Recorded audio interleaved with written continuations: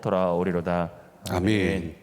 오늘은 우리 성도님들과 함께 시편 126편을 중심으로 주님, 저 사람도 구원받을 수 있나요? 저 사람도 구원받을 수 있나요? 라는 제목으로 하나님의 말씀을 함께 나누도록 하겠습니다. 오늘 우리가 함께 읽은 시편 126편은 성전에 올라가는 노래로 예루살렘에서 여러 축제가 있을 때 순례자들이 즐겨 불렀던 노래입니다. 이 시는 과거에 하나님이 자신들의 인생을 회복시키셨던 그때를 기억하면서 노래를 합니다. 그리고 다시 한 번 더 하나님께서 자신들의 인생을 회복시켜 주실 것을 기대하며 하나님 앞에 간청을 합니다. 하나님을 통해 다시 한 번 더 회복될 것을 기대하고 소망하는 것입니다. 그래서 오늘 시편을 한 문장으로 요약하면 이렇게 됩니다. 우리 함께 같이 한번 읽어볼까요? 시작. 기억된 기쁨과 기대되는 기쁨. 한 문장으로 요약하면 오늘 본문의 내용은 기억된 기쁨과 기대되는 기쁨이라고 요약을 할 수가 있어요. 그리고 오늘 본문의 단락을 크게 두 개로 나눠볼 수가 있는데 화면을 띄워주시면 먼저 1절부터 3절은 하나님이 행하신 놀라운 구원의 기쁨에 대해서 찬양하고 노래를 합니다. 그리고 4절부터 6절은 하나님께 간청하는데 추수의 기쁨과 소망을 담고 있습니다. 오늘 본문의 우리의 말씀을 통해서 우리 속에 하나님이 이미 베풀어 주신 은혜와 또 앞으로 베풀어 주실 은혜를 소망하고 기대하는 마음으로 기대하는 새벽이 되길 간절히 축복합니다. 그럼 오늘 본문의 1절 말씀, 오늘 본문 1절 말씀을 한번 읽어보도록 하겠습니다. 시작. 여호와께서 시온의 포로를 돌려보내실 때 우리는 꿈꾸는 것 같았도다. 아멘. 오늘 본문의 배경은 어떤 배경이냐면 바벨론에서 돌아오는 상황을 다시 한 번 더 생각나게 하는 본문입니다. 1절에 분명하게 기록이 되어 있죠. 뭐라고 얘기하냐면 하나님께서 우리를 포로에서 돌아오게 하실 때에 라고 이야기하죠. 우리를 포로에서 돌아오게 하실 그때에. 바벨론의 포로가 되었고 그리고 이제 70년 포로 생활하던 그 상황에서 돌아오던 것을 이제 생각나게 하는 것이 이 시의 기록입니다.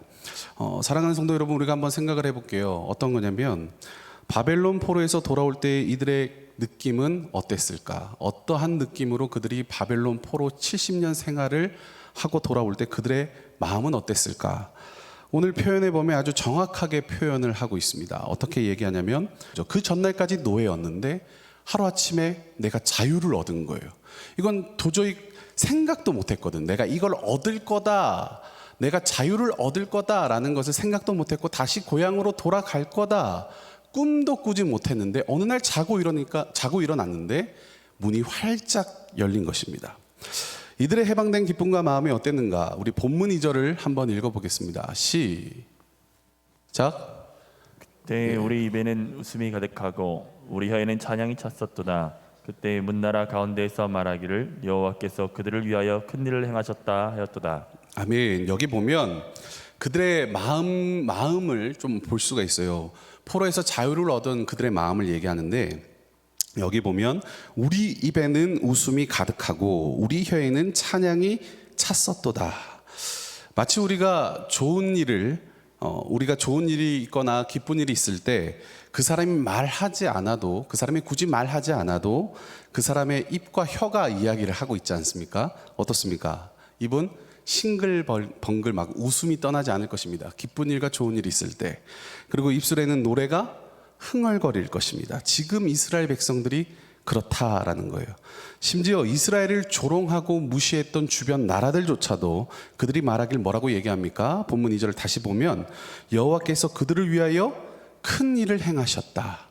여호와께서 그들을 위하여 큰 일을 행하셨다. 이스라엘 백성들이 지금 누릴 수 있는 이제 자유와 해방은 이스라엘 백성들 너희가 한 것이 아니라 하나님께서 하셨음을 고백하는 것입니다. 하나님을 대적하던 이방 나라들조차도 지금 뭐 하는 겁니까? 하나님을 찬양하는 것이죠. 너무나도 놀라운 거예요. 왜냐하면 그들 수준에서 소유할 수 없는 걸 진짜 하나님이 그들에게 허락하셨기 때문에 이방 나라들조차 하나님을 찬양하는 겁니다. 너희가 한 게 아니야. 진짜 너희 살아계신 하나님이 한 거야. 이런 고백을 하는 거죠. 그래서 본문 3절에 보면 이스라엘 백성들 스스로도 이렇게 고백을 합니다. 우리 본문 3절 같이 한번 읽어봅니다. 시작. 여호와께서 우리를 위하여 큰 일을 행하셨으니 우리는 기쁘도다. 아멘. 이스라엘 백성들도 스스로 얘기하죠. 여호와께서 우리를 위하여 큰 일을 행하셨다. 그래서 우리도 기쁘다. 하나님께서 구원과 자유를 주심으로 기뻐하는 것입니다. 이것이 우리의 힘과 능력과 수고로 이 큰 일을 이룬 것이 아니라 전적으로 하나님이 베풀어 주신 은혜로 말미암아 우리가 해방이 되었고 자유를 얻었다라고 이스라엘 백성 스스로도 이렇게 고백을 하는 것입니다. 사랑하는 성도 여러분, 우리도 이미 이런 해방과 자유를 경험했습니다. 믿으십니까? 우리도 이런 자유와 해방을 경험했습니다. 죄의 노예였던, 세상의 포로였던 우리를 하나님께서 해방시켜 주셨습니다. 죄의 저주의 문제, 우리 영혼의 문제, 구원의 문제, 이 모든 것들을 예수 그리스도가 십자가에서 죽으심과 부활하심으로 해결하셨습니다. 우리 스스로 해결할 수 없는 문제들, 우리의 노력으로 아무리 노력하고 발버둥 쳐도 불가능했던 일들, 그 모든 것들을 그분의 전적인 은혜로 말미암아 얻게 된 것입니다. 믿으십니까? 이 구원의 감격과 은혜를 기억하는 것이요, 너무나도 중요합니다. 예수 그리스도를 믿는 우리가 이 땅을 살아가는 동안에 내가 구원받았다는 이 사실을 깨닫고 붙잡고 살아가는 게 중요하다는 거예요. 나의 공로가 아닌 십자가로 구원받았다는 것, 이것을 붙잡고 살아가는 것이 너무나 중요합니다. 왜 그런 것이냐? 우리 본문 4절 한번 읽어봅니다. 시작. 여호와여 우리의 포로를 남방 시내들 같이 돌려보내소서. 아멘. 이 말씀에 보면 1절부터 3절까지 하나님을 이제 찬양하죠. 우리에게 기쁨과 자유를 주셨어요. 찬양하고 막 기뻐합니다. 그런데 지금 분명 1절부터 3절까지는 포로에서 해방된 기쁨을 나누었는데 하나님께서 베푸신 은혜를 노래하고 찬양했는데 감격스러울 정도로요. 그런데 4절에 보니까 이 4절에 와서 다시 한 번 더 포로를 돌려보내달라고 이야기를 합니다. 분명히 포로에서 자유를 얻었고 해방을 얻었는데 4절에서 다시 한 번 더 포로를 돌려보내달라. 이것이 무슨 의미냐? 이 역사적으로 보니까 그 당시 모든 포로가 다 돌아오지 않았던 거예요. 그 말은 아직 이방 땅에 남겨져 있는 백성들이 있었다라는 것입니다. 그렇다면 이건 뭐예요? 지금 다시 포로를 돌려보내달라는 것은 이미 구원받고 자유를 얻은 자들이 아직 남겨진 자들의 구원을 위해 기도하고 간구하는 것입니다. 저는 이 말씀을 묵상할 때마다 오늘을 살아가는 우리에게 적용해 본다면, 지금 살아가는 우리에게 적용해 본다면, 지금 이 자리에 함께한 우리 모두는 구원을 받았습니다. 아멘이십니까? 우린 구원을 받았잖아요. 예수 그리스도의 십자가 공로로 구원을 받았습니다. 그래서 우리는 지금 죽어도 어디 갑니까? 예, 천국 갑니다. 지금 죽어도 천국 갑니다. 예수의 공로로 천국에 갑니다. 그렇다면 이미 먼저 구원받은 우리에게 한 가지 사명이 있습니다. 그것은 뭐냐면, 그건 아직 돌아오지 못한 남겨져 있는 자들을 위해서 기도하는 것입니다. 그들이 구원받을 수 있도록 그들의 영혼을 위해서 기도하는 겁니다. 그런데 그냥 기도하는 게 아닙니다. 확신을 가지고, 아주 강력한 확신을 가지고 기도하는 것입니다. 우리 시편의 오늘 저자도 보면 우리 본문 5절에서 6절을 한번 읽어봅니다. 시작. 눈물을 흘리며 씨를 뿌리는 자는 기쁨으로 거두리로다. 울며 씨를 뿌리러 나가는 자는 반드시 기쁨으로 그 곡식단을 가지고 돌아오리로다. 아멘. 시편 저자가 이런 표현을 사용했어요. 거두리로다, 반드시 돌아오리로다. 이 표현을 보면 이 시편 저자가 확신에 차 있지 않습니까? 지금 분명하고도 확신하게 차 있습니다. 하나님 앞에 나아가면 하나님께서 반드시 거두게 할 것이고 하나님께서 반드시 돌아오게 하실 거다라는 확신을 가지고 지금 하나님 앞에 간청하면서 기도하고 있습니다. 그렇다면 우리 한번 생각을 해볼게요. 오늘 이 시편의 저자는 어떻게 이런 확신을 가지고 지금 기도를 하고 있는 걸까요? 반드시 하나님께서 돌아오게 하실 거라는 근거, 무엇이 이처럼 확신을 가지게 해서 기도하게 하는 것입니까? 어디서 이 확신이 온 것이냐? 그것은 바로 어제까지 포로였지만 오늘 자유민이 된 자신입니다. 내가 전적인 하나님의 은혜로 도무지 해결할 수 없는 문제를 해결받은 자신이, 지금 내가 어제까지 포로였는데 오늘 내가 자유가 됐잖아요. 내가 돌아왔잖아요. 내가 먼저 하나님의 전적인 은혜를 경험했기 때문에 아직 남겨진 자들, 그들 또한 하나님께서 반드시 구원해 주실 거라는 확신이 있는 줄 믿으시길 바랍니다. 내가 구원받았잖아요. 나를 건져 주셨잖아요.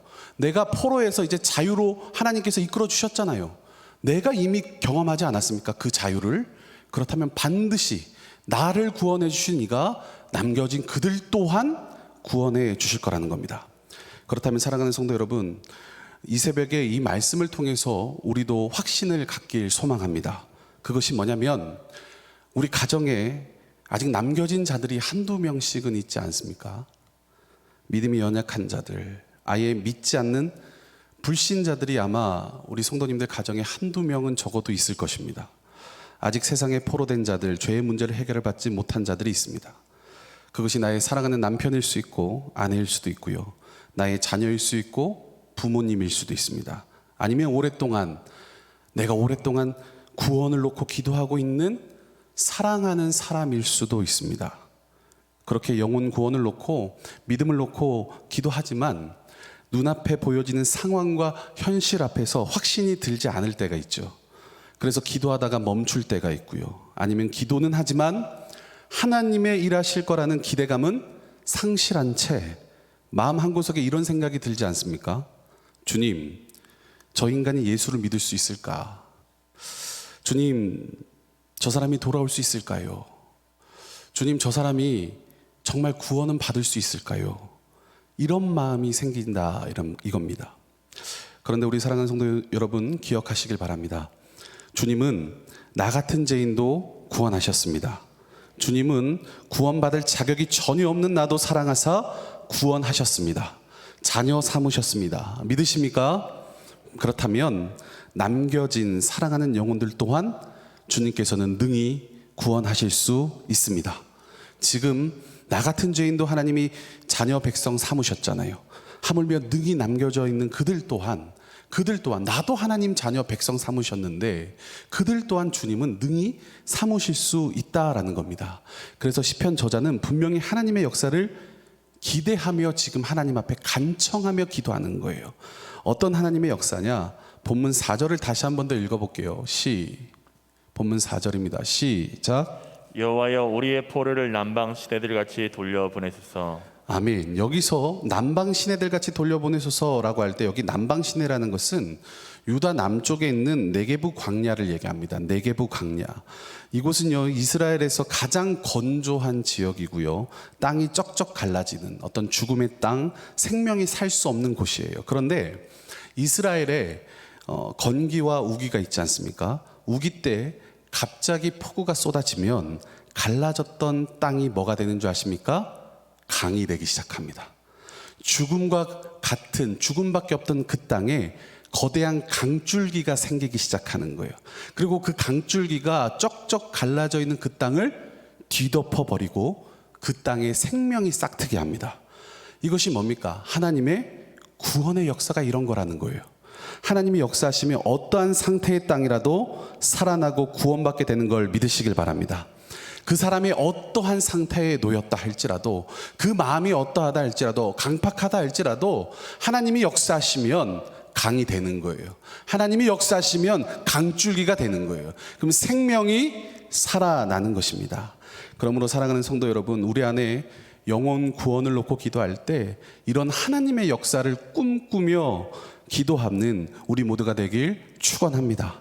항상 우리가 기억해야 할 것은, 그러므로 나 같은 사람도 주님이 구원하셨는데 하물며 내가 기도하고 있는 자들 또한 능히 돌아오게 하실 수 있다, 이 고백이 있길 축복합니다.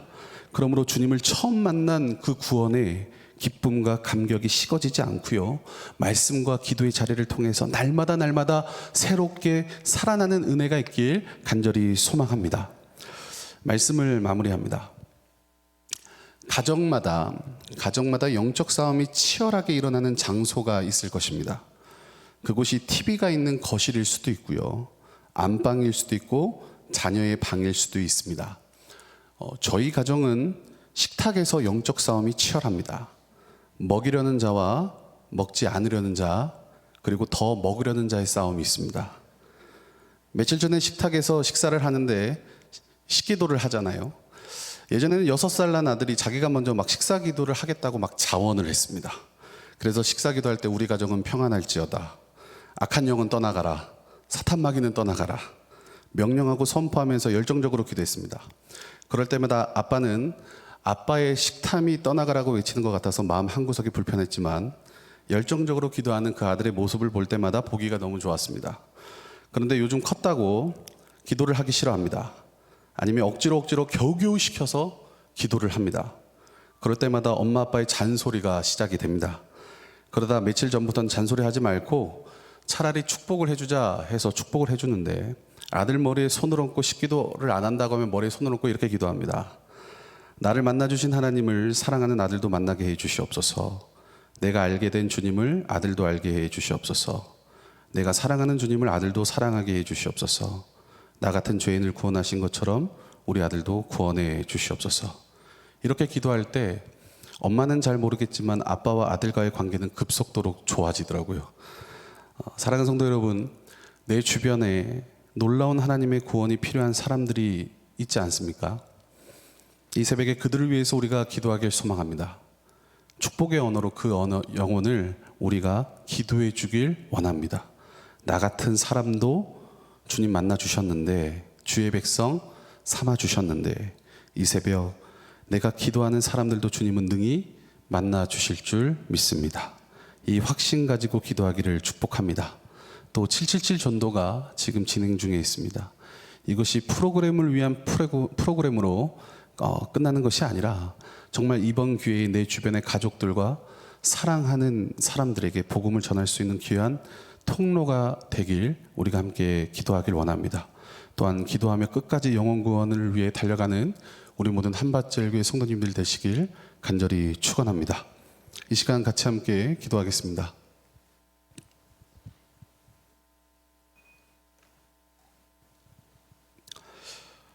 오늘 기도 제목 2가지 있는데 같이 함께 선포하고 이 시간에 함께 기도하겠습니다. 한번 띄워주시겠습니까?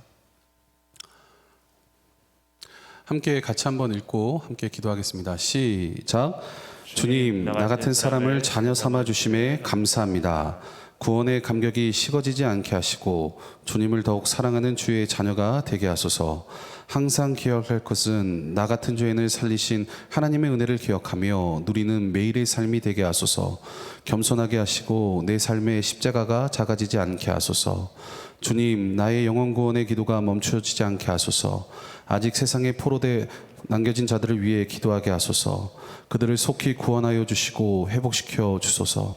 하나님이 반드시 구원하신다는 확신을 가지고 기도하게 하소서. 아멘. 이 시간 함께 오늘 말씀 생각하면서 또한 오늘 2가지 기도 제목 하나님 기억하면서 우리 함께 주여 3번 외치고 우리 함께 3분간만 합심하여 뜨겁게 기도하겠습니다. 주여